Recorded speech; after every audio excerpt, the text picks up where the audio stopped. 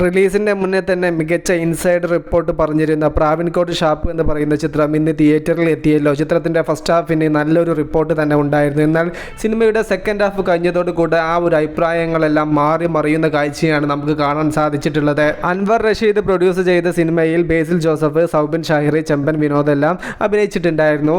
എന്നാൽ സിനിമയുടെ ആദ്യ റിവ്യൂവും കാര്യങ്ങളെല്ലാം പുറത്തു വരുമ്പോൾ മിക്സ്ഡ് അഭിപ്രായമാണ് സിനിമയ്ക്ക് കിട്ടിയിരിക്കുന്നത്. ഫസ്റ്റ് ഹാഫിന് കിട്ടിയ ആ ഒരു ഗംഭീര റിപ്പോർട്ട് സെക്കൻഡ് ഹാഫും കൂടെ കഴിഞ്ഞതോടുകൂടെ സിനിമയ്ക്ക് നഷ്ടമായിരിക്കുന്നു. സിനിമ തിയേറ്ററിൽ എത്തുന്നതിന്റെ മുന്നേ തന്നെ വമ്പൻ ഒരു ഹൈപ്പും കാര്യങ്ങളെല്ലാം സിനിമയ്ക്ക് ഉണ്ടായിരുന്നു. വലിയ ഒരു ഇൻസൈഡ് റിപ്പോർട്ടെല്ലാം സിനിമയെക്കുറിച്ച് വന്നിട്ടുണ്ടായിരുന്നു. അതാണോ സിനിമയ്ക്ക് കൂടുതൽ വില്ലനായത്? പ്രേക്ഷകർ കൂടുതൽ എക്സ്പെക്ടേഷനിൽ ഈ ഒരു സിനിമയെ സമീപിച്ചോ എന്നുള്ളതൊക്കെയാണ് ഇപ്പോൾ ഈ ഒരു മിക്സ്ഡ് അഭിപ്രായത്തിന്റെ പിന്നിലെന്ന് നാം സംശയിക്കുന്നു. എന്തായാലും വരും മണിക്കൂറുകളിൽ കൂടുതൽ നല്ല അഭിപ്രായം നേടിയെടുക്കാൻ പ്രാവിൻകോട്ട് ഷാപ്പ് എന്ന സിനിമയ്ക്ക് സാധിക്കട്ടെ.